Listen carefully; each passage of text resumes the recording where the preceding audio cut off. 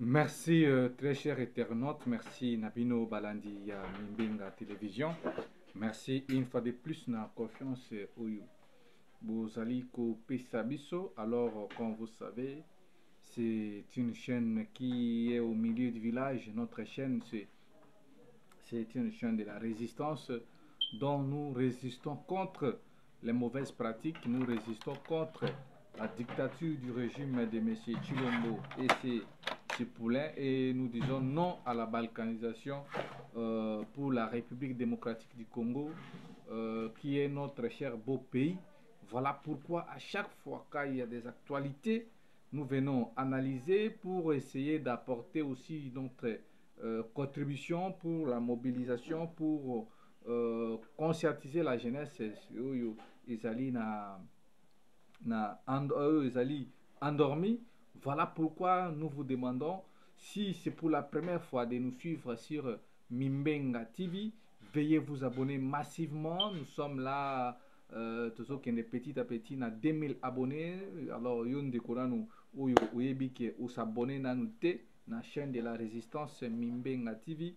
Abonnez-vous, partagez les liens de l'émission, likez pour que analyse nabiso et la sécuriser pour ne pas être tombé na narc bandeko nabiso ou bazali na bataillon numérique na bango bazali la kanamitation yako koluka ba problème. Voilà pourquoi nous vous demandons de vous abonner aux en Australie, aux en Gabon, aux en Sénégal, aux en partout bisika bozali na monde, aux congolais, aux sepela kanaba analyse nabiso, vous s'abonner na Mimbenga TV, chaîne YouTube, chaîne de la résistance. Alors aujourd'hui mes frères congolais, qu'est-ce que nous allons essayer d'en parler? Nous allons analyser qui bloque le gouvernement. Gouvernement Ezalaki Koloba Makeye Kobima vendredi passé, week-end, mais il semblerait na ba source que c'est le professeur Modeste Bati Lukwebo qui bloque la sortie du gouvernement de Madame Judith Toussouminoa parce que lui réclame que le ministère d'État, ministre et budget. Donc, ils allaient pour la première fois, tout le monde a un scénario. À chaque fois, toujours, quand un gouvernement veut sortir, c'est toujours lui, les professeurs modestes, la machine. Alors, on ne comprend pas. Mais c'est ce qui dit Azar Okola, Papa Oyo, Abali, si Azana, si Basi Nandaku, alors Basi Wana Mosi Namosi, Azolo Kapo, Asala Ouayepe, caprice. Alors, le mari ne sait quoi faire. Il faut satisfaire besoin, il y a Monsi na Monsi. Voilà pourquoi quand j'ai dit cet exemple là, c'est juste que non, Félix Azali Loko, la présidente de la République, mais tellement ça là qui va alliance belé na batu union sacrée, six personnalités de l'union sacrée, Oibuzali Jean-Pierre Bemba, Bati Lukwebo, Samalukonde, Kabuya, Mboso, Ndewana bango lelo Oibwelikula, ba caprice na bango, bazali ko bloquer gouvernement, bazali ko bloquer ba institution mboka. Voilà pourquoi souffrance et le peuple congolais, ils allaient toujours persister. Et puis, il y a un sujet où il y a un peu de Équateur.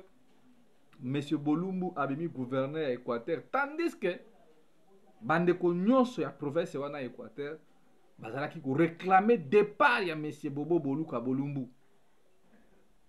Mais le coup là, Monsieur Bobo Boluka Bolumbu, azali ko pesa bakanyaka epai ya bakonzi na ye ya likolo na seni semblerait na ndenge tozoyoka nde lelo oyo boye mutu oyo baboyi na province ye wana baye ko reconduire ye lisusu comme gouverneur ya province ya Équateur.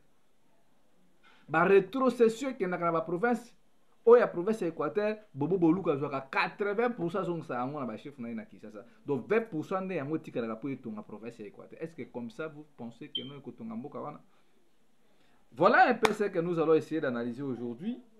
Et les enquêtes sont en train d'être menées à niveau international.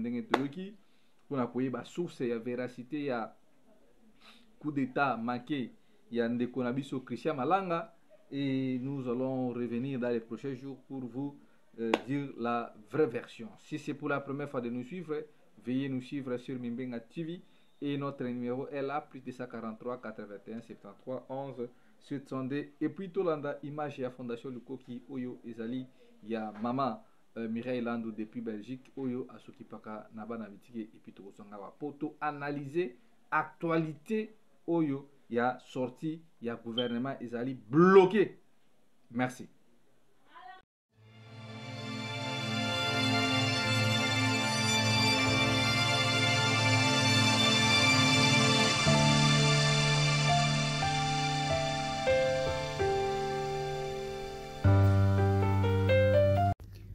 Congolaises, Congolais, membres de la diaspora, défendeurs du panafricanisme et toute personne éprise de liberté et de justice. L'heure est grave. Notre mère patrie, République démocratique du Congo, vit aujourd'hui les heures les plus sombres de son histoire. Le Congo est seul face à son destin et doit se battre pour son autodétermination devant l'histoire. Nos dirigeants, complices ou impuissants face aux forces internationales avides de la richesse de nos terres, ont été spectateurs de la mort de plus de 10 millions de Congolais innocents. Les martyrs du coltan. Oui, 10 millions de personnes, c'est-à-dire toute la population de la Belgique, ou celle encore du Danemark, ou encore toute celle du Portugal. Et la communauté internationale se tait et regarde ailleurs. Le Congo est seul face à son destin et doit se battre pour son autodétermination devant l'histoire. Congolaises, Congolais, le salut ne viendra que par nous. Il suffit parfois d'une bougie pour éclairer le monde et chacun d'entre nous, à notre humble niveau, pouvons faire la différence. Je vous remercie. Nous avons besoin de votre aide. Ces enfants ont besoin de vous. Le Congo a besoin de vous. Je vous remercie. Je suis Mireille Landou. Tous vos dons serviront aux déplacés de guerre et à leurs enfants. Je vous remercie.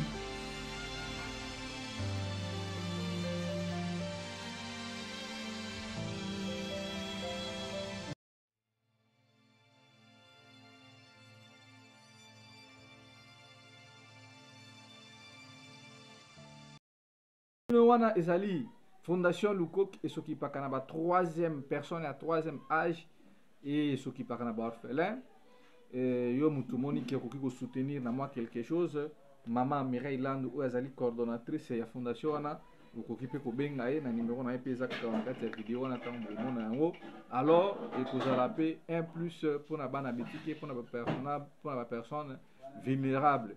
Voilà mes chers Congolais, tozokota mbala moko na makambo oyo Italie sorti ya gouvernement ya Mama Judith Suminwa oyo pratiquement 6 mois gouvernement ezali kobimate qui bloque la sortie du gouvernement.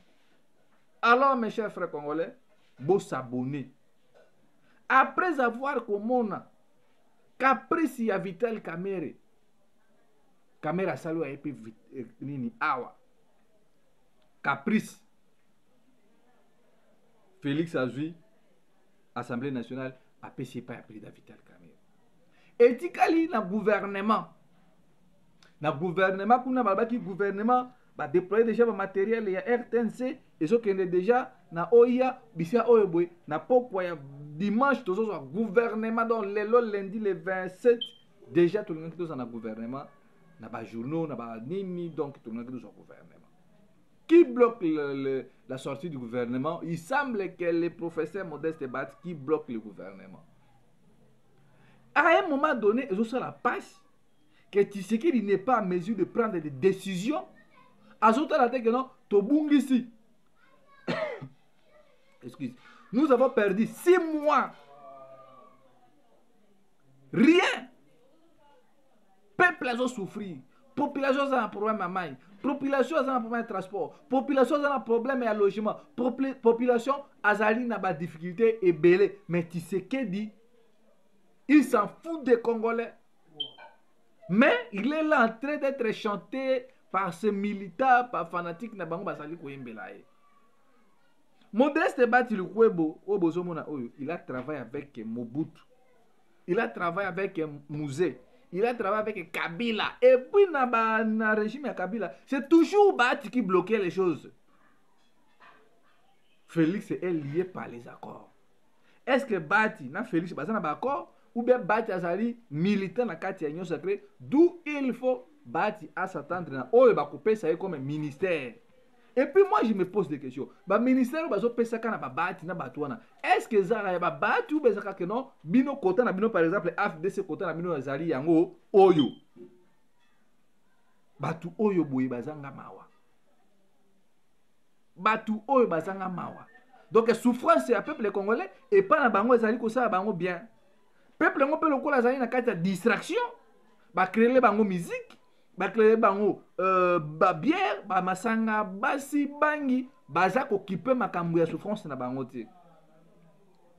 Donc chaque peuple mérite le dirigeant de son choix. Donc le peuple congolais azali mutu ote que bakoki koyokela ye mawa parce que batu bazomona que non ce sont des individus nde babloke mboka mais baza wana mpo babetelaka bango maboko ah yo grand prêtre professeur nini boy chilombo umela comme j'ai même suivi ndeko moko so babengaka soki pasteur soki nani il passe à la terre dit de boba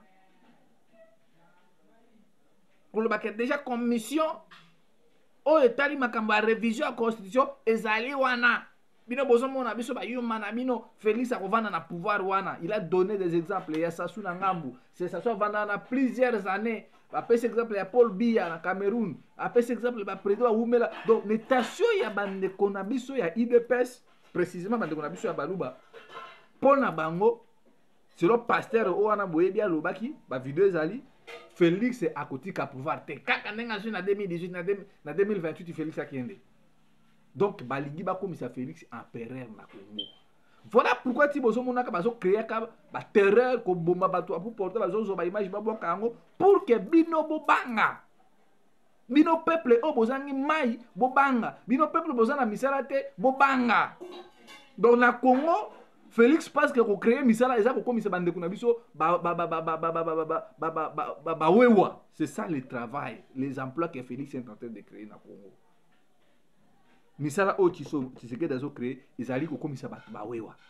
Mutu atangi na pasi asisi azu diplôme là gradué licencié mais à se retrouver na wewa. Pour eux bandeko na biso misala ezali bawewa ezosunga nini ba créer ba emploi tala niveau bato o baza kwa broutir bino na ba biloko moko bazo lesa bino na mnoko pe il vous fait gober ça et puis bino bozana bobe très bon mabo.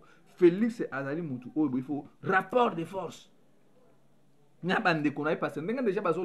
et c'est ça aussi donc on a mis tout na bango nde ba préparer ba milice na bango ba bikeno na 2028 na bisa bino awa na 2028 na force du progrès na bango ba force de brigade na bango ils vont commencer à traquer les opposants preuve ane bomo na même que non tant au professeur Mapuya bimaki pona ko pesa avis na par rapport à révision de la constitution ba ke ko tout mandat ko ya professeur Mapuya au lieu de protéger batuluko ba professeur Mapuya ba intellectuel ya mboka na biso pour avoir émis son avis contraire à révision de la constitution ba kei na butu motif ya incendie anda pour na yebanité. Allez-y comprendre. Et je suis un peu écœuré de constater que l'opposition est amorphe, affaiblie. Opposition comme une concertation, opposition comme un dialogue. Na moni wana nani ndeko Nabiso Claudel Lubaya na baset kikuni oh non bossa. Vous demandez la concertation tandis que Félix Ebi qui est venu vous en la position de faiblesse. Il se moque de vous les opposants. Na régime ya Tshisekedi oyo ezali régime moko ya rapport de force ya que non coup sur coup. Et à ce moment tant ba moment que non rapport de force c'est ça égal il faut trouver dans la table de négociation. C'est comme ça que les choses se passent. Mais aujourd'hui l'opposition à perte de vitesse va comme conseiller la concertation tandis que Félix a voyagé dans bonga ba congolais 6 mois muto contre la kaete muto tia contre poisate il fait ce qu'il veut. Alors vous pensez qu'avec un tel monsieur comme ça il va vous respecter, il va vous prendre au sérieux? Il faut que l'opposition change son tactique de jeu. Dès tu sais que ajoute déjà schéma naé il y a qu'on réviser constitution il y a pas réviser il y a qu'on changer constitution. Boye bayango soki to bundite Félix akokomisa mboka o empereur ndenge bandeko na ye wana bazoloba que ça soit Oumela wana Paul Biya Oumeli nani a Oumeli bongo Félix nakende kaka na 2028 bona bango déjà baza na tension mususu que non bako créer soit guerre moko tribal bato bako bomana et comme ça na mitu ya bandeko na biso ya IDPS ezali bongo. Et puis bazo bomba kolobango te il vous dit des choses comme ça ouvertement bozo yoka yango. Et bino ba opposa bozo kene kosenga to vanda to solola nini. Où seraient les soldats du peuple? Vena biso au kene ka kolimo ka carrière politique président faulu et kene ka aboy. ba opposa bolamuka. Bolamuka na pongi. Parce que ti Félix Osaka ba makambo wana ezali ballon d'essai oyo azomeka. Soka kuti nzela eza nango passoire il va passer. Bon mona que non Félix akokoma na ye dictateur donc au meki bo bakangi yo ba tion en prison donc so kumisaka bango te moyen au voyager zati. Comme aujourd'hui là, lui voyage na mbonga ba congolais, azolala na ba hôtel à luxe na mbonga ba congolais, mais ba congolais wana baza ko souffrir. Ba inondation par-ci par-là. Na est kuna bazo bisa biso armée za ko monter en puissance, mais armée yango pourquoi bozo ko ka récupérer Bunagana te? Pourquoi bozo ko récupérer Bunagana te? Ba élection les cani na ba mauvaise condition, tricherie et puis bozo mona ke na mboka mobimba batu baza na souci à peuple mo déjà ka Tshisekedi Tshilombo na batu na ya inosaka. Voilà mes chers frères, je rappelle ici que Moutra Moutou il faut jouer rôle là. 6 mois, vous passez les bateaux bakosani. Na 6 mois ba pesi bino misalate. Depuis bazo pouvoir ba prêter serment après coup d'état électoral en 2018, il y a 23. Et là koni nyamalonga oyo bino ozo tia monter mais pas Tshilombo. Et là comme on a si nous ne voulons pas nous battre face à bande konabiso oyo, surtout tobi ki bande konabiso ya Kasai oyo bazaka un peu moins brutal. Et puis makambo bazo sala bozo mona ke mutu moka tinenga même vidéo wana, ils se permettent, nos frères se permettent yako batoyi de pesi ba bimisi pe oya bango gouvernement. Ben moko izana désordre moko généralisé. Ba bimisi pe bango gouvernement ko un tel est nommé général na kati ya IDPS pour batangi pe kombo na mboka ekomi na balabala. Tribalisme na faiblesse ya opposition ne komisi bande ko na biso oyo bobateti. Mais soki ba yeba ki vraiment que opposition so bon meki to bima na balabala ba pine ko tumbama donc ko dégâts et ko salema. Tshisekedi alinga déjà a reculé na ba bêtise et belé au pouvoir na ezali ko ça.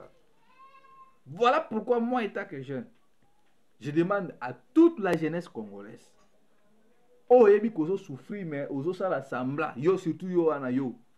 O souffrir, mo sa la sambla. Mo banga kukufa question na bimi. Tshilombo kotinda ba policier na e, abako boma ngai, ba obeta masasi.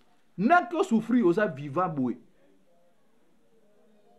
Nako souffrir pour la cause moko noble. Wapi sa malamu. Vous pensez que Tshisekedi a vandi 40 ans na pouvoir. Na niveau de compétence et régime au bazar nango, vous croyez que non bateau ba osa makambo malonga? Moi je vous dis faux et archi faux. Boto la kaka ville province ya Kisasa, oezali miroir ya mboka ndenge komi. Ville commisalité, moyibi, détournement, kuna ba Kagame ba finga biso, koto bo président Kenya afinga biso, le gouvernement ne répond pas, le gouvernement a quasi totalement absent. Donc ma casse ya Tshisekedi ya bisa oka ba congolais. Mais quand ces homologues là lui menace et nous attaque, là il dit non, ceux qui n'ont pas bêti masasi, bah dégâts peuple wana ba okufa. C'est ça la faiblesse de notre diplomatie. C'est ça la faiblesse de notre État. Yo bazo boma oya yo peuple, yo zo ba ke soki na bêti masasi na Rwanda bato ba okufa. Ah, ata prida les Sotoko ni ba biloko te. Les Sotoko est un petit pays enclavé na katia, na Afrique du Sud. Botasko, mon Afrique du Sud, le Sotokat en Afrique du Sud, mais ils ont s'imposer, ils ont se faire respecter. Ils ont pas noté ceux qui vont bombarder na Rwanda.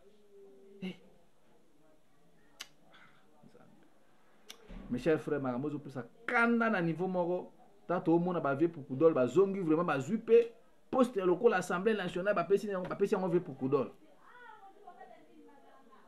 Non, franchement. Ça devient de trop. Ça devient de trop. Peut-être le miracle vous savez ma semaine oyo. Bati wa fungola mutema. Ako décater situation pour que non ba bimisa gouvernement. Et puis le Congo le kilangai, comment est-ce que Bati azali mwana musala Tshilombo? Azo bloquer sortir gouvernement. Oh!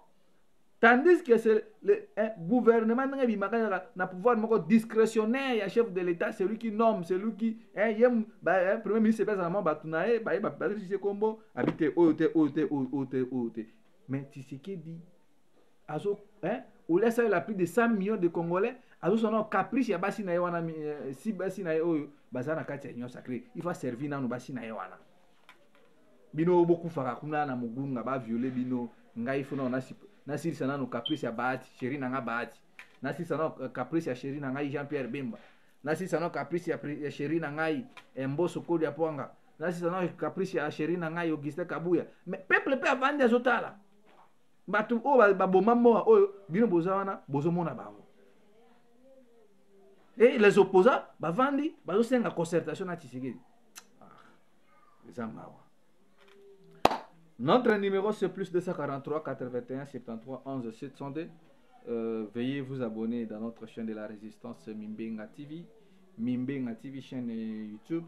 Awande tozokamwa taper pour analyser mais makambo so bi utala kaka ba moyens permettre te moya ko lancer l'activité sur terrain. Bino bande ko bozo tuna biso ba activité politique, ba manifestation, ba meeting, ça demande des moyens. Ceux qui ont des moyens, surtout les opposants qui ont des moyens, ne veulent pas manifester. Alors, peut-être qu'avec le temps, ceux qui vont comprendre notre politique, notre façon de voir les choses, viendront en secours, mais nous sommes là pour mobiliser et nous aimons ce pays. Et je vous demande d'aimer le Congo, car nous avons que ce pays, Bino Bato continue la distraction, musique en Europe, Bino Bato continue la distraction, bazon aussi musique pour la politique et en Bokate. Nous prions Bangunza, nous demandons à Lumumba, nous demandons na batunyo so bakufa pour mboka oyo, esprit wana zonga bino bozo conscience pour que non to bunda to bengana Tshisekedi na batunaye oyo boy baza kusala eloko moko te na pouvoir oyo. C'est un très grand plaisir pour moi de nous retrouver à ce moment. Je ne crois pas que vous allez passer un mauvais moment de la télé. Et abonnez-vous massivement pour atteindre 2000 abonnés. Et au salabiso, moi, Moké Malamu, na chaîne Nabiso, Mimbenga TV, Ngaina Bino Tukutani, Namikolo, Ezali Koya, Ingeta, Ingeta, Ingeta, Ingeta, entre la patrie ou la mort, le peuple africain, Ingeta.